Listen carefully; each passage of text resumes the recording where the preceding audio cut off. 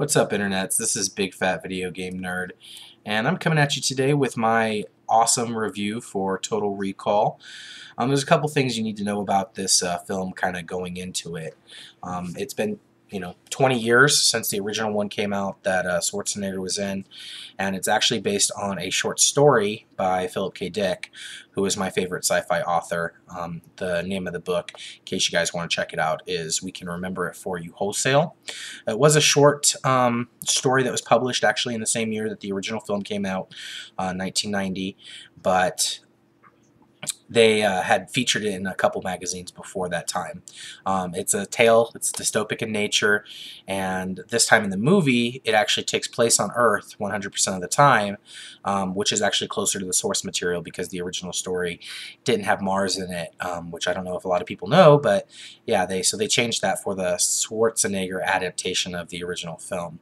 It's very, generic action flick. There's lots of guns, explosions, chase scenes, and hot chicks.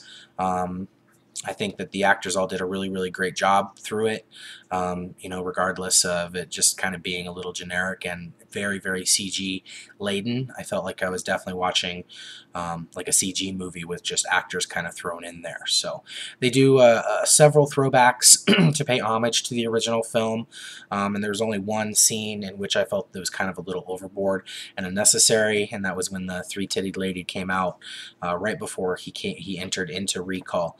It wasn't necessary, and that was not hot at all. So Colin Farrell plays Douglas Quaid in this adaptation.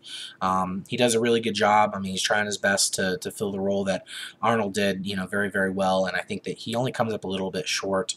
The film, tries to go to great lengths to kind of stand on its own, even though that's 20 years later, and it's kind of hard to remake a great masterpiece like Total Recall. But it did need a little bit of a facelift, and I think that they did a pretty good job pulling it off. The only real bummer about the whole movie is that you already know all the plot twists and kind of what's going to happen, and it does distract a little bit from the overall epicness of the film.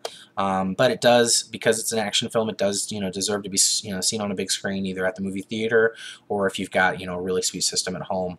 That's another thing. So there were a couple scenes I felt like were ripped right out of Star Wars. The synthetics looked like they came straight from iRobot, which is kind of humorous. And let's see, as far as spoilers go, kind of give you just a quick overview of the movie. I'm sure you guys have either seen the original or have went and seen this. Douglas Quaid, he's got a really great job. He works really, really hard, and he's got a super hot wife, Lori, who's played by Kate Beckinsale in this film. And she loves him a whole lot, but he's got this nagging feeling in the back of his mind like there's just something missing. So he opts to go to this place called Recall, avoiding his friends and family that's telling him, don't do that. They'll mess with your head, and you shouldn't do that at all. But he ends up doing it anyway, and he signs up for a spy game scenario, and right before they're about to launch him into the Recall world, and they kind of play it off like, you don't know if they did or didn't, and because it's all really, really fast-paced at that point. But if you are a spy, you can't play a spy game scenario because it'll jack up your brain. So turns out he actually is a spy, a trained killer, and all this stuff, and he quickly dispatches of all the armed units that bust in to try to capture him because he's been triggered by doing this. Jessica Biel comes out and freaking playing as a hot female accomplice on the rebel side, and they have to go try to stop the civil war that's happening between the guy that's in the rich side of the world, definitely making a statement about Occupy Wall Street and the 1%, and the rebels versus the stormtroopers is like what I like to call it. So there's a lot of political drama, and it takes place in Britain and Australia. Australia is very, very heavily Asian influenced, and Britain's very, very Americanized. So what I kind of pictured in my head would be there's this war that happened, and most of the world was contaminated with nuclear stuff, so you can only live in these couple places. America probably would have went and taken over Great Britain, and China, Asia, all those places would have went and taken over Australia if those were the only places that could have lived. So of course their culture would have been heavily influenced everything that would have happened after that. So the villains are very, very, very, very, very good. What's his name? I can't think of it off the top of my head right now, but yeah, Brian, he plays Commander Cohagen. He does a great job. Like, he is really, really ruthless, and there's some really cool martial combat scenes.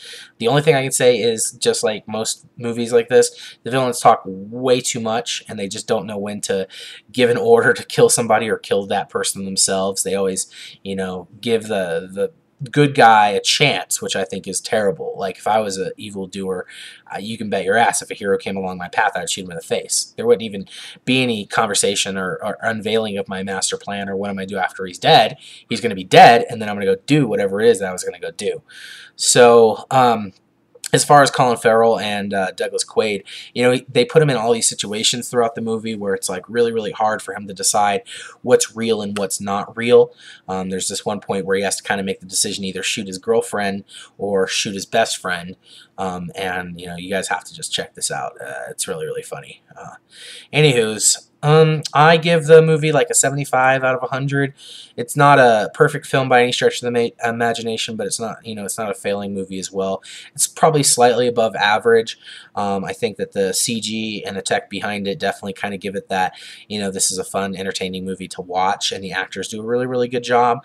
But because it's based on something that's already pre-existing, it's not like it's an original idea that just like blows your mind or something. So the action sequences are pretty well done, and there's lots of eye candy, but it's definitely just not on the same scale as a movie that's going to be rated a 9 or a 10. So give it like a 7.5. Probably like a B rating movie on that kind of scale. Like I said, just slightly above average. So have you guys seen this new flick? Did you see the original? Which one do you like more? Comment down below and let me know. I've included a link to the trailer of Total Recall, the new one, and a link to the old one. It's kind of interesting to see those things side by side. So thanks for tuning in and watching my Total Recall movie review, and look forward to seeing your guys' comments, and hope you guys come back. Thanks, and have a great day.